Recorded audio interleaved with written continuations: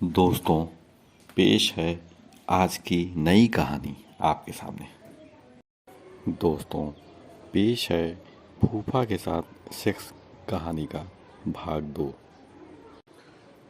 Okay चंदा, मैं शाम को तुमसे मिलता हूँ। विजय ने चंदा को बाय कहा और ऑफिस चला गया।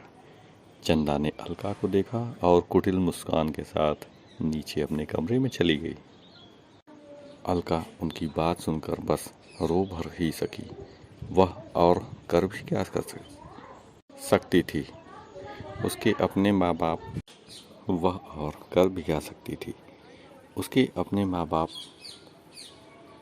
अब इस दुनिया में थे नहीं जो उसके दुख को सुन सके। उसके अपने बच्चे भी थे जो वह कहीं जा भी नहीं सकती थी इस घर को छोड़कर। उसकी खुद की ममेरी ननद उसकी सौतन ही नहीं बल्कि उसकी सास भी बनी हुई थी, क्योंकि ये लड़की बेटे के साथ साथ बाप को भी प्रेम जाल में फंसाई हुई थी। बोलने पर वह लोग उससे मारपीट करने लगते थे। इन लोगों ने तो बाप बेटे, फूफा, भाई बहन सभी रिश्तों को तार तार कर दिया था। अलका बस यह सब सोच सोच कर अफसोस कर रही थी कि कैसे घर में मेरी शादी हो गई। उधर चंदा जैसे ही अपने बुआ और फूफा के कमरे में पहुंची, तभी किसी भारी हाथ ने उसे किसी के सीने से चिपका दिया। वह चौंक गई, लेकिन अगले ही पल उसने पूछा, क्या बुआ घर पर नहीं है? नहीं चंदा, तुम कहाँ थी अभी तक? मैं तुम्हारा कब से इंतज़ार कर रहा हूँ, फूफा ने उसको गले से लगाते हुए कहा। लेकिन बुआ गई कहाँ पर? चंदा ने हैरान होते हुए पूछा। अरे वो कथा है किसी के यहाँ पर, वह वहीं गई हैं।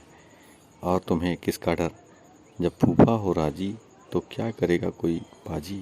फूफा की इस बात पर चंदा ठहाका लगाकर हंस पड़ी। वह फूफा के गले लगकर बोली, पहले इस गरीब की झोली तो भर दो। ठीक है, मैं तुम्हें देता नहीं हूँ क्या? फूफा ने परेशान होते हुए कहा।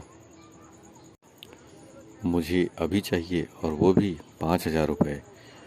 फूफा तुम दोगे ये रुपए तभी मैं तुम्हें खुश करूँगी, चंदा ने हाथ नचाते हुए कहा। अच्छा, मैं तुम्हें अभी 2,000 रुपये देता हूँ, 3,000 रुपये मैं उधार करता हूँ, फूफा ने चंदा को 2,000 रुपये देते हुए कहा। चलो, मैं अभी तो काम चला देती हूँ, लेकिन 3,000 मुझे जल्दी ले आकर दे देना, चंदा लापरवाह होते हुए बोली।